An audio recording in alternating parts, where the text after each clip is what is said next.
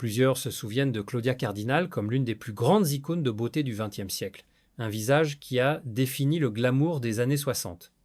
Mais derrière cette splendeur se cachait un talent d'actrice hors norme, une présence féroce qui a illuminé les chefs-d'œuvre des plus grands réalisateurs.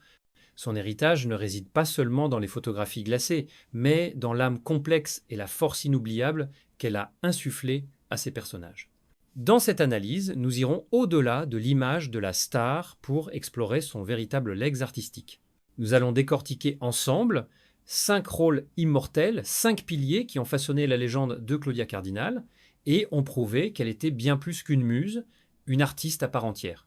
Ces performances nous permettront de comprendre comment elle a su naviguer entre le cinéma d'auteur européen et les grandes productions hollywoodiennes, tout en conservant une authenticité rare.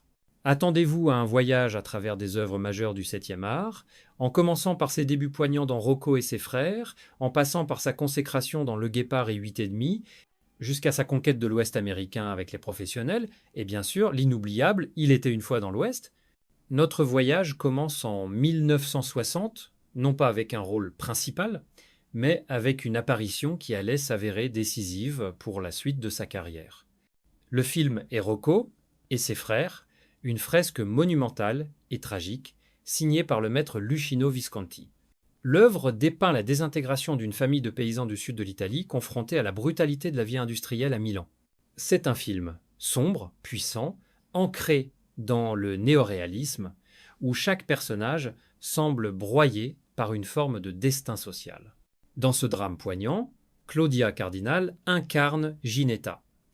Ce n'est pas un rôle de premier plan. Ginetta est une figure secondaire, la fiancée de l'un des frères. Pourtant, son personnage est essentiel.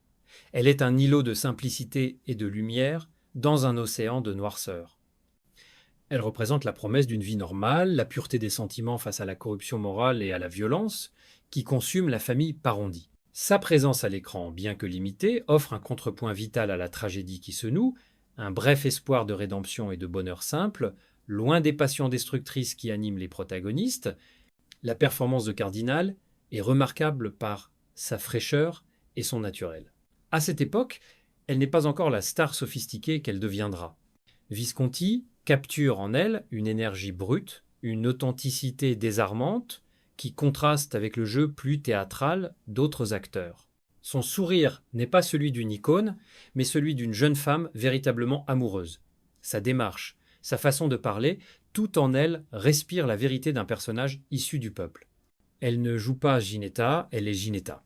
C'est cette capacité à incarner une normalité lumineuse qui séduit le réalisateur. Il voit en elle bien plus qu'une beauté simplement décorative. Il décèle un talent capable de capturer une vérité humaine essentielle, une vitalité qui manque cruellement à ce monde en décomposition. L'impact de ce rôle est immense, bien plus grand que son temps d'apparition à l'écran. Bien que bref, il marque le début de la collaboration la plus fructueuse et la plus prestigieuse de sa carrière. Visconti, l'aristocrate du cinéma italien, a trouvé en cette jeune femme l'incarnation d'une force vitale qui deviendra centrale dans son œuvre future. Ginetta n'est que l'esquisse, la première touche de pinceau d'un portrait bien plus grand que le maître peindra avec elle 3 ans plus tard. Ce rôle a non seulement révélé son potentiel au monde, il a surtout gagné la confiance de l'homme qui allait la transformer en légende. 3 ans après la sobriété néoréaliste de Rocco, Luchino Visconti fait de nouveau appel à Claudia Cardinal, mais cette fois pour la propulser au centre de son œuvre la plus somptueuse et la plus ambitieuse, Le Guépard. Adapté du chef-d'œuvre littéraire de Giuseppe Tomasi di Lampedusa, le film est une méditation mélancolique sur la fin d'un monde, celui de l'aristocratie sicilienne, face à la montée inéluctable de la bourgeoisie durant le Risorgimento italien. Dans ce tableau crépusculaire, Cardinal incarne Angelica Sedara. Angelica n'est pas un personnage, elle est un symbole. Fille du nouveau maire enrichi, elle est la personnification de la nouvelle classe sociale. Sa beauté est éblouissante, sa vitalité est irrésistible, mais son ambition est palpable. Elle est à la fois sublime et un peu vulgaire, une force de la nature qui séduit et bouscule l'ordre ancien. Son mariage avec Tancredi, le neveu adoré du prince Salina, n'est pas une simple romance. C'est une alliance stratégique, le pacte entre le sang bleu vieillissant et l'argent frais et conquérant. La performance de Claudia Cardinal est une véritable consécration. Visconti, connu pour son perfectionnisme tyrannique, sculpte son image pour en faire l'incarnation parfaite de cette beauté triomphante. Pourtant, ce que Cardinal apporte va au-delà de la simple perfection physique. Elle insuffle à Angelica une intelligence espiègle, une conscience aiguë de son pouvoir de séduction. Son sourire, immortalisé par la caméra, n'est pas celui d'une ingénue, c'est le sourire d'une conquérante qui sait que l'avenir lui appartient. Cette dualité atteint son apogée dans la légendaire scène du bal, une séquence de près de 45 minutes qui constitue le cœur du film. Lorsque Angelica entre dans la salle de bal vêtue de sa robe blanche, c'est un événement. Sa valse avec le prince Salina, interprétée par un Burt Lancaster magistral, est un moment de cinéma absolu. Ce n'est pas une simple danse, c'est une passation de pouvoir symbolique. Le vieux prince, fatigué et désabusé, est à la fois fasciné et résigné face à cette jeunesse, cette beauté et cette force vitale que sa propre classe ne peut plus produire. Dans les yeux de Cardinal durant cette scène, on lit tout. Le respect pour le vieil homme, le triomphe de sa propre jeunesse et la certitude de son ascension. Avec Angelica, Claudia Cardinal n'est plus seulement une actrice prometteuse. Elle devient une star internationale, une icône immortelle du cinéma italien. Le rôle prouve sa capacité à porter sur ses épaules un personnage d'une grande complexité symbolique et historique. Elle n'est plus simplement belle, elle est la beauté en tant que force historique, un visage qui incarne la transition douloureuse et magnifique de toute une société. Ce rôle ne fut pas une simple performance, ce fut son couronnement en tant que reine du cinéma. La même année, 1963, alors qu'elle triomphe en incarnant la puissance terrestre et l'ambition d'Angelica, Claudia Cardinal réalise un grand écart artistique saisissant. Elle passe de l'univers opule et historique de Visconti au monde onirique et introspectif d'un autre maître italien, Federico Fellini. Le film est 8,5, considéré par beaucoup comme l'un des plus grands films de tous les temps, un voyage labyrinthique dans l'esprit d'un cinéaste en pleine crise de création. Dans ce ballet de souvenirs, de fantasmes et d'angoisses qui constitue l'esprit du protagoniste, Guido, interprété par Marcello Mastroianni, Claudia Cardinal n'incarne pas un personnage de chair et de sang. Elle est une vision, une incarnation. Son personnage se nomme Claudia, brouillant volontairement la frontière entre l'actrice et le symbole qu'elle représente. Elle est la femme idéale, la muse ultime, une figure de pureté et de simplicité qui apparaît comme la solution potentielle au chaos artistique et personnel de Guido. Elle est l'eau pure dans un monde de confusion, la promesse d'une vérité simple. Sa performance est donc d'une nature radicalement différente. Il ne s'agit pas de composer un personnage, mais d'incarner une idée. Fellini utilise son image, sa présence, comme un peintre utilise une couleur. Habillée de blanc, elle apparaît avec une grâce éthérée, presque surnaturelle. Sa scène principale est un dialogue au cœur d'une station thermale déserte, où elle prononce une réplique devenue culte. La vie est une fête, vivons-la ensemble. Ce n'est pas une conversation réaliste, c'est le fantasme du créateur qui rêve d'une issue simple à ses tourments. Le jeu de Cardinal est tout en retenue, en douceur. Elle n'agit pas, elle est. Elle irradie une aura de sérénité, un calme qui contraste violemment avec la névrose du personnage de Mastroianni. Le contraste avec son rôle dans Le Guépard est absolu. D'un côté, Angelica, femme, ambitieuse, sensuelle, ancrée dans la réalité sociale et historique. De l'autre, Claudia, une abstraction poétique, une figure quasi angélique flottant au-dessus du réel. Avoir incarné ces deux pôles la même année témoigne d'une polyvalence et d'une intelligence de jeu exceptionnelle. Ce rôle de muse fellinienne a définitivement assis son statut d'icône du cinéma d'auteur européen. Elle n'était plus seulement le visage du grand cinéma historique de Visconti, mais aussi celui du cinéma moderne, introspectif et surréaliste de Fellini, prouvant qu'elle était au carrefour des plus grandes conversations artistiques de son temps. Après avoir été couronnée reine du cinéma d'auteur européen par Visconti et Fellini, l'étape suivante logique pour Claudia Cardinal était la conquête de Hollywood. En 1966, elle passe cette épreuve du feu avec Les Professionnels, un western d'action spectaculaire signé Richard Brooks, où elle partage l'affiche avec des monstres sacrés du cinéma américain, comme Burt Lancaster et Lee Marvin. Le défi était de taille. Sa sensibilité européenne pouvait-elle s'imposer dans le genre le plus américain qui soit? Au premier abord, son rôle, celui de Maria Grant, semble être un archétype classique.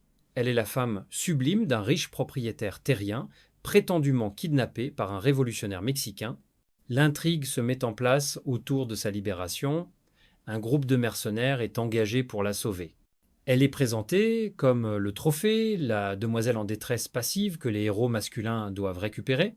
C'est un rôle qui, sur le papier, aurait pu se limiter à une simple présence décorative, mais le film et la performance de Cardinal subvertissent brillamment cette attente.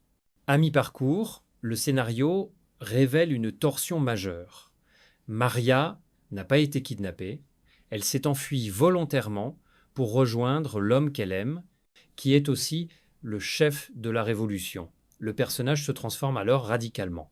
De victime passive, elle devient une femme passionnée, forte, animée par ses propres convictions politiques et amoureuses. Elle n'est plus l'objet de la quête, mais un agent de sa propre destinée. La performance de Claudia Cardinal est remarquable en cette dualité. Elle joue avec une vulnérabilité crédible dans la première partie, avant de révéler une force de caractère et une détermination féroce dans la seconde. Face à des acteurs à la présence écrasante, elle ne se laisse jamais éclipser, elle leur tient tête, apportant une complexité et une profondeur émotionnelle rares pour un personnage féminin dans un western de cette époque. Elle prouve qu'une femme peut être à la fois sensuelle et forte, romantique et indépendante. Ce rôle a été crucial. Il a démontré que Claudia Cardinal n'était pas seulement une icône du cinéma d'art et d'essai, mais une véritable star de cinéma capable de porter un blockbuster hollywoodien. Elle a prouvé qu'elle pouvait séduire le public américain sans diluer son tempérament méditerranéen. Les Professionnels a solidifié son statut de star globale et a préparé le terrain pour le rôle qui allait, 2 ans plus tard, la faire entrer définitivement au panthéon du western. Nous arrivons au sommet, au rôle qui n'est pas seulement le plus grand de sa carrière, mais l'un des plus grands rôles féminins de l'histoire du cinéma. En 1968, 2 ans après Les Professionnels, Claudia Cardinal entre dans la légende sous la direction de Sergio Leone pour son opéra crépusculaire. Il était une fois dans l'Ouest. Dans cet univers d'hommes de peu de mots, de regards qui tuent et de vengeance ancestrale, elle incarne Jill McBain. Elle est le cœur battant du film. Ancienne prostituée de la Nouvelle-Orléans, elle arrive dans l'Ouest pour épouser un homme et commencer une nouvelle vie pleine d'espoir. Mais à son arrivée, elle ne trouve qu'un massacre. Son futur mari et ses enfants ont été assassinés. En un instant, son rêve se transforme en cauchemar. Elle se retrouve seule, héritière d'une terre aride, que des hommes violents convoitent. Le génie de Sergio Leone est d'avoir fait de ce personnage féminin le véritable protagoniste de son épopée. Les hommes, Harmonica, Cheyenne, Frank, sont des fantômes du passé, des figures mythologiques destinées à disparaître. Jill, elle, est l'avenir. Sa trajectoire est celle de la civilisation elle-même, de la vulnérabilité à la résilience, de la survie à la reconstruction. La performance de Claudia Cardinal est un miracle de subtilité et de force intérieure. Leone, le maître du gros plan, fait du visage de l'actrice le paysage émotionnel de tout le film. Ses yeux expriment tout, sans besoin de dialogue, l'espoir anéanti à la gare, la terreur silencieuse face à la brutalité, la douleur de la perte, et enfin une détermination inflexible. Elle n'est pas une femme qui se bat avec des armes, mais avec une endurance et une intelligence qui dépassent celles des hommes qui l'entourent. Elle plie, mais ne rompt jamais. La scène finale est l'une des plus belles de l'histoire du cinéma. Après que tous les duels sont terminés et que les figures du vieil Ouest sont entretuées, Jill McBain sort de sa maison, non pas pour fuir, mais pour apporter de l'eau aux ouvriers qui construisent le chemin de fer. C'est un geste simple, mais d'une portée symbolique immense. Elle n'est plus la victime, elle est la fondatrice. Elle apporte la vie l'eau et bâtit une communauté là où il n'y avait que la mort. Avec Jill McBain, Claudia Cardinal a offert son testament d'actrice. Ce rôle est la synthèse de tout ce qu'elle était, la beauté iconique d'Angelica, la force de Maria Grant et une profondeur humaine bouleversante. Elle n'est pas juste un personnage dans un western. Elle est l'âme de l'Ouest, une figure immortelle qui a élevé le genre à une dimension mythologique. Ces 5 rôles ne sont que des aperçus d'une carrière, d'une richesse et d'une diversité exceptionnelle. De la Ginetta néoréaliste à l'icône de l'Ouest Jill McBain, en passant par la splendeur aristocratique d'Angelica, la muse éthérée de Fellini et la femme forte des professionnels, Claudia Cardinal a tout joué. Elle a brisé le dilemme qui enfermait tant d'actrices de son époque, devoir choisir entre être belle ou être talentueuse. Elle fut les deux, avec une intelligence et une dignité rares. Son héritage n'est donc pas seulement un visage d'une beauté légendaire, mais une galerie de personnages féminins complexes, puissants et profondément humains. Elle leur a prêté sa force, sa vulnérabilité et son regard inoubliable, les inscrivant pour toujours dans l'éternité du cinéma. Et pour vous, quel est le rôle le plus marquant de Claudia Cardinal? Partagez votre avis en commentaire.